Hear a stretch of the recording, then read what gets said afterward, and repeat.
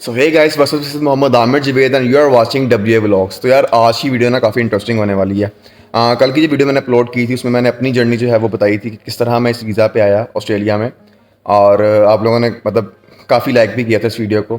तो आज जो है हम वकास भाई की जर्नी के बारे में जानेंगे और इनकी जर्नी बहुत इंटरेस्टिंग होने वाली है और काफ़ी मतलब कि ना चैलेंजिंग भी था इनके लिए ना। मतलब कि ये सब मतलब इस वीज़ा पे आना, क्योंकि वो आप बस आप इनसे ही पूछ लीजिएगा। इनसे इनकी ज़ुबानी इनकी कहानी इनकी ज़ुबानी सुन लीजिएगा। और बिना टाइम वेस्ट किए हम मूव करते हैं वकास भाई की तरफ। So let's go. अच्छा, तो ये हमारे वकास भाई हैं। वकास भाई, सबसे पहले तो आप बताएं किस तरह आपको ख्याल आया भाई पाकिस्तान से बाहर निकलने का, ज़रा बताइए। अच्छा यार, सबसे पहले तो क्या है कि मुझे शुरू से ही था कि यार मैंने पाकिस्तान से बाहर मतलब अब्रॉड मैंने जाना है किसी भी कंट्री में। अच्छा। शुरू में तो मेरा था यूएस और कनाडा का। सही। तो वो जैसे ही फिर जनाब बड़े हुए तो कनाडा का माइंड इसलिए चेंज हो गया। जब मैच्योर हुआ तो मुझे सर्दी बिल्कुल भी पसंद नहीं है और उधर बर्फ़ वगैरह हर टाइम रहती है। तो इस वजह से जो है ना कनाडा का प्लान हो गया कैंसिल। उसके बाद आगे आ जाती है इस वीज़ा की बात। तो वो ये है कि जनाब जब मैं स्टडी कर रहा था ना, तो तब मैंने जो पाकिस्तान के हालात देखे तो मुझे मतलब ये मैं श्योर हो चुका था कि हमें इधर से मूव करना पड़ेगा। तो क्या हुआ कि जब मैंने 2 साल मतलब मेरी डिग्री को स्टार्ट हुए मतलब हो चुके थे, तो मैंने थोड़ा सा ने रिसर्च किया। तो मुझे जो है ना इसके बारे में पता चला 476 के बारे में। तो मैंने इस पर मज़ीद रिसर्च की। तो फिर जनाब जब हमारी डिग्री एंड होने वाली थी उससे पहले कोविड आ चुका था। तो मैंने काफ़ी ग्रुप्स वगैरह ज्वाइन कर लिए। तो उधर से मुझे पता चला जी कोविड की वजह से प्रोसेसिंग टाइम बहुत ज़्यादा इंक्रीज़ हो चुका है, ऑलमोस्ट 3 इयर्स तक पहुंच चुका था। अच्छा, जैसे ही कोविड ख़त्म हुआ तो जनाब मुझे पता चला जी इसका प्रोसेसिंग टाइम तो बहुत बढ़ चुका है, 3 साल तक पहुंच चुका था। तो फिर मैंने जो है ना और ऑप्शंस ढूंढना शुरू कर दिए। फिर मैंने जर्मनी जो है ना उसके ऊपर अपनी रिसर्च शुरू की। तो जर्मनी के लिए मैंने जो है ना ए लेवल लैंग्वेज भी मैंने कर ली। वाह तो भाई। ये ए लेवल मैंने कर लिया। तो A1 से ए लेवल कह रहा हूँ, सॉरी A1। जुनून देख रहे हो भाई हाँ, का, भाई तो का आप ना। A1 कर लिया। उस टाइम हमारी क्लासेस ऑनलाइन चल रही थी, कोविड की वजह से ऑनलाइन क्लासेस चल रही थी। तो ये मैंने लैंग्वेज कर ली। तो अब उसमें दूसरा मसला ये था कि उसका भी जो है ना प्रोसेसिंग टाइम बहुत ज़्यादा था।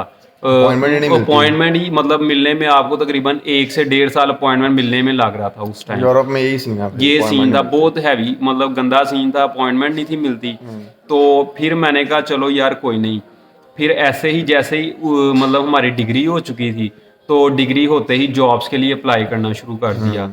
अब जॉब जब मतलब अप्लाई की तो डिग्री के साथ ही मुझे अल्हम्दुलिल्लाह जो है ना जॉब मिल गई। किधर मिली थी? एक टेक्सटाइल इंडस्ट्री थी, खैर उसका मैं नाम नहीं दूंगा। लेना भी ना। टेक्सटाइल इंडस्ट्री थी। तो उधर मुझे जॉब मिल गई। तो भाई उधर क्या लोगे लाइफ बिजी हो गई।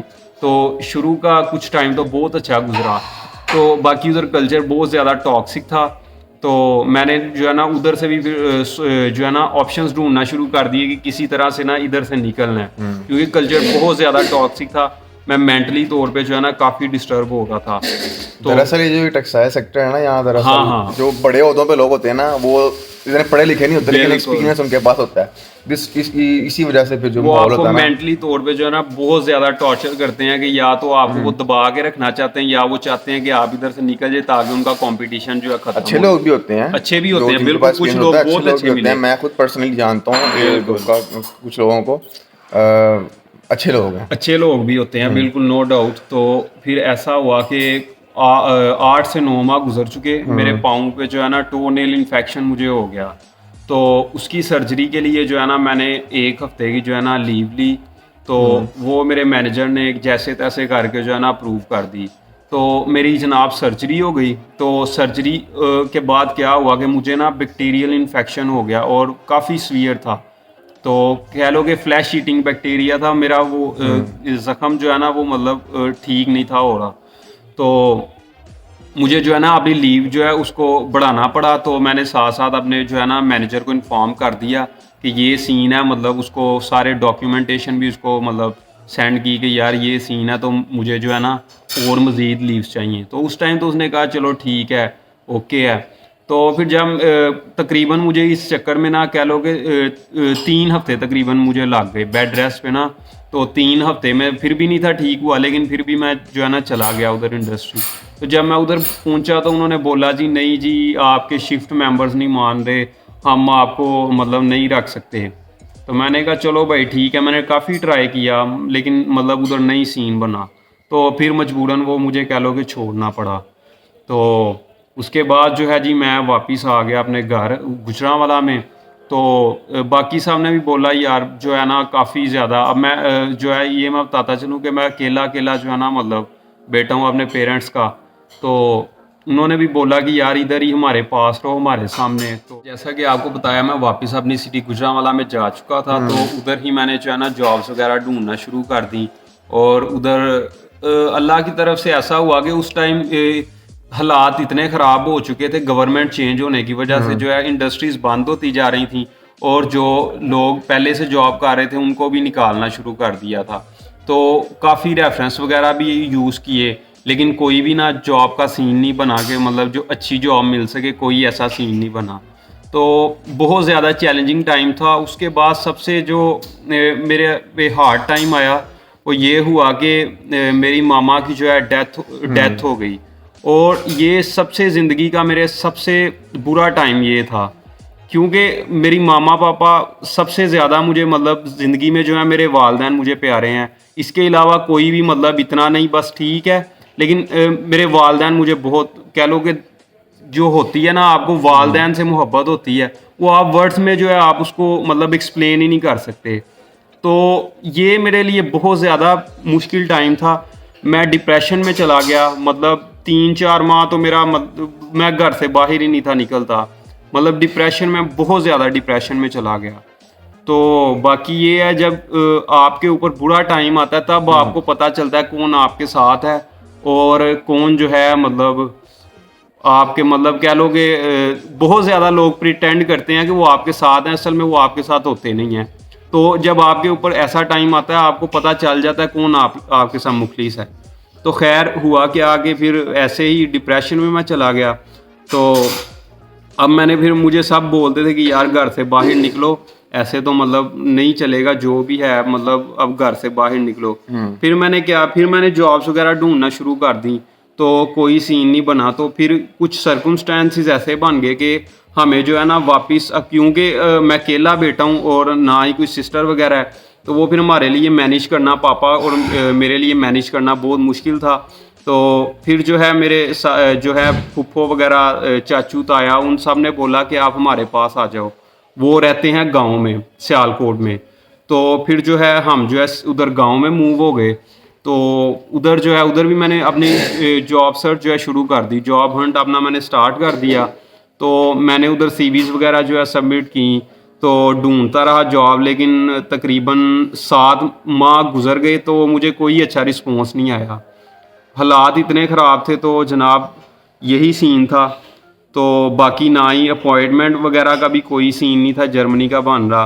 तो दूसरा ये है कि कोविड की वजह से, आपको मैंने पहले बताया, प्रोसेसिंग टाइम भी बहुत ज़्यादा हो चुका था। मुझे समझ नहीं थी आ रही कि मैं क्या करूं, मतलब किस ऑप्शन की तरफ मैं जाऊं।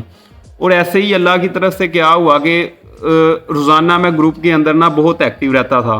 तो मुझे पता चल रहा था कि मतलब क्या सीन वीज़ा का चल रहा है। तो आहिस्ता आहिस्ता जो है ना टाइम जो है उसका बेहतर होता जा रहा था।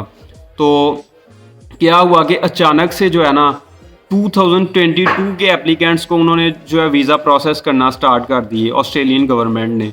तो भाई वो जो खुशी की मतलब कह लो कि इंतहा थी कि यार सबको छोड़ के अभी 2019 वाले वेट कर रहे थे, कुछ 18 वाले भी वेट कर रहे थे, तो वो डायरेक्ट ही 2022 के एप्लीकेंट्स पे आ गए। तो भाई फिर तो कह लो कि एक्साइटमेंट और बढ़ गई यार। फिर ये सीन था कि जैसे ही फिर वो 2022 के एप्लीकेंट्स को उन्होंने स्टार्ट कर दिया, तो मैंने फिर जो जर्मनी वाला प्लान जो है ना कैंसिल करा दिया। वो पहले मैं जर्मनी को इसलिए भी प्रेफर कर रहा था क्योंकि एक तो उधर जो एजुकेशन है वो टोटली फ्री है पब्लिक यूनिवर्सिटीज़ में, बस उसमें वो ब्लॉक अमाउंट वाला सीन होता है।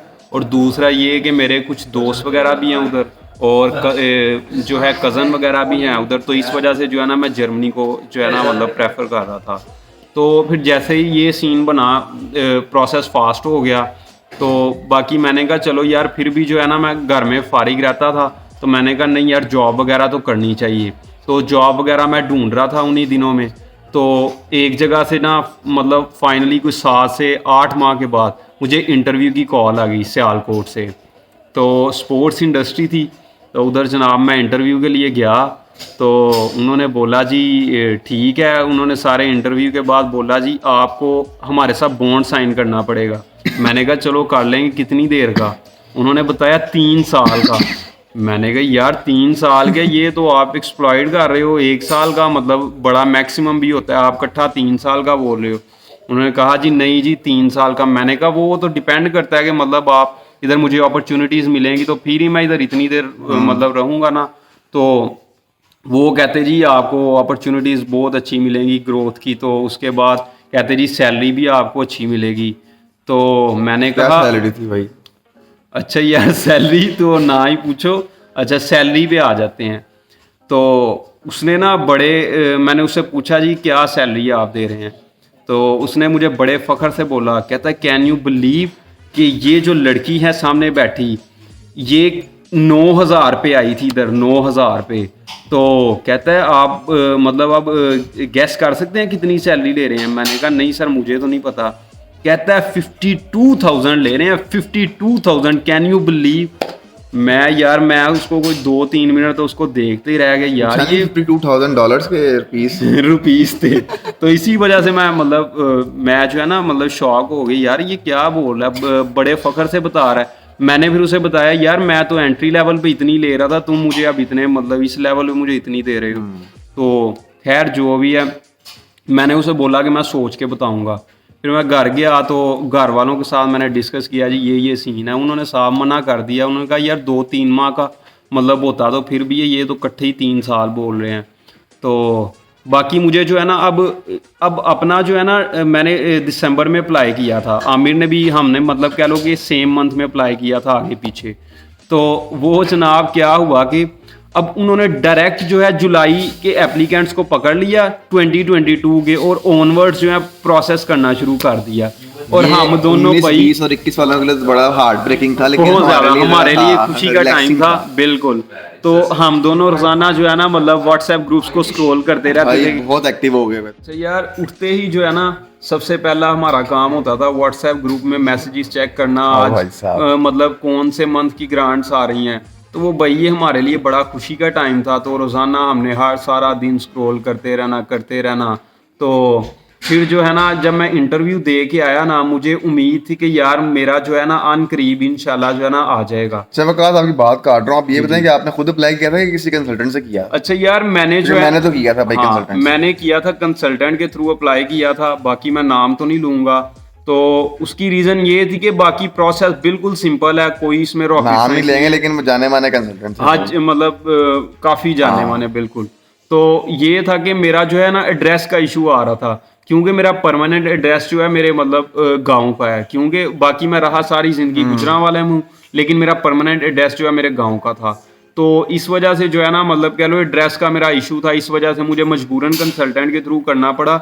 लेकिन मैं बिल्कुल इस हक में नहीं प्रोसेस कि इतना डिफिकल्ट नहीं है, आप बिल्कुल इजीली खुद कर सकते हैं। कोई YouTube रॉकेट पे बड़ी साइंस नहीं है, वीडियोस पड़ी बिल्कुल हुई ऐसे हैं। ही है।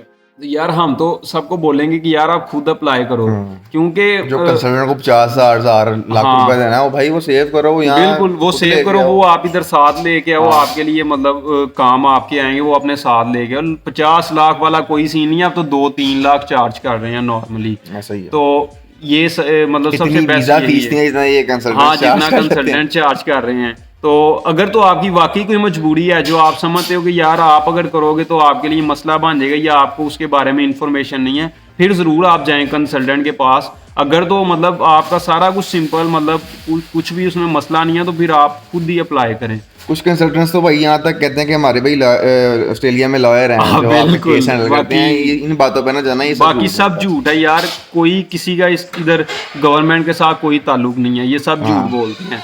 तो उसके बाद सीन क्या हुआ जी, मुझे काफ़ी उम्मीद थी कि यार आने वाले दिनों में आ जाएगा। तो मैं खैर ऐसे ही कोई हफ्ता गुजरा। तो एक दिन ना हमारे गांव में लाइट जो है ना मतलब उधर गांव में काफ़ी मसला बन जाता है। तो उधर कोई लाइट ख़राब हो गई, वो जनाब सारी रात जो है लाइट गई और उसके बाद सारा दिन लाइट गई दोपहर तक।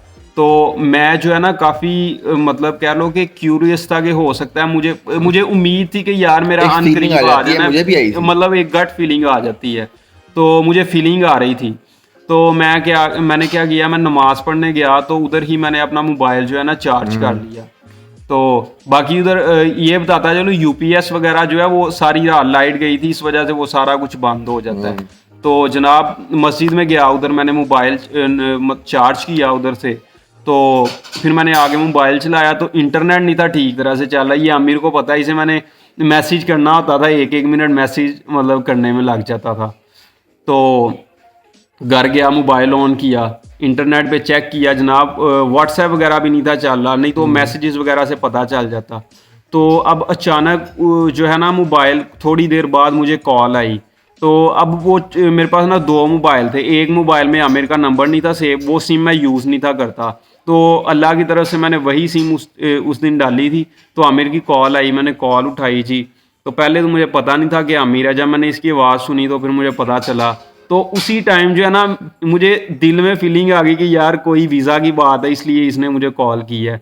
तो आमिर साहब ने मुझे बताया यार आपका वीज़ा आ गया, आपने बताया नहीं। इन तो भाई साहब को मैंने सुबह का 2-3 मैसेज किया अपना, मेरा अपना वीज़ा भी उसी दिन आया था ना, तो मेरा वीज़ा आया, मैंने इसको भेजा, मैंने कहा यार मेरा भी वीज़ा आ गया। फिर थोड़ी देर बाद ना ग्रुप में इसका वीज़ा भी शो हो गया। हाँ, तो फिर मैंने ग्रुप्स वगैरह मैंने ज्वाइन अभी तक किए हुए थे। देखा नहीं था, मुझे पता नहीं क्योंकि इंटरनेट चल नहीं था रहा, मेरा भी नहीं था चल रहा। जब मैंने मोबाइल चार्ज किया ना, इंटरनेट फिर भी नहीं था मेरा चला। तो फिर डायरेक्ट कॉल आई, तो इससे मुझे पता चला, इसने बताया जी मेरा भी वीज़ा आ गया। यार वो मैं मतलब कह लो कि जो खुशी है ना, मतलब वर्ड्स में हम एक्सप्लेन नहीं कर सकते वो क्या, मतलब इतनी खुशी हमें हुई। तो सही बात है भाई। बाकी यार फिर अल्हम्दुलिल्लाह जो है ना, फिर आगे से सारी वो प्लानिंग वगैरह करना हमने शुरू कर भाई दी कि मैंने तो यार कभी क्या क्या एक्सपेक्ट भी नहीं करना है। किया था ऑस्ट्रेलिया आएंगे भाई, पाकिस्तान बस को यार छोड़ के। ये अल्हम्दुलिल्लाह, अल्लाह की तरफ से अल्लाह सब कुछ ताला ने था। यार बिल्कुल करम किया, अल्लाह ताला का बहुत बहुत शुक्र है। बाकी हमारे पेरेंट्स की दुआएं हैं सारी, वो जिन्होंने तो हमें दुआओं बेशक। में याद रखा।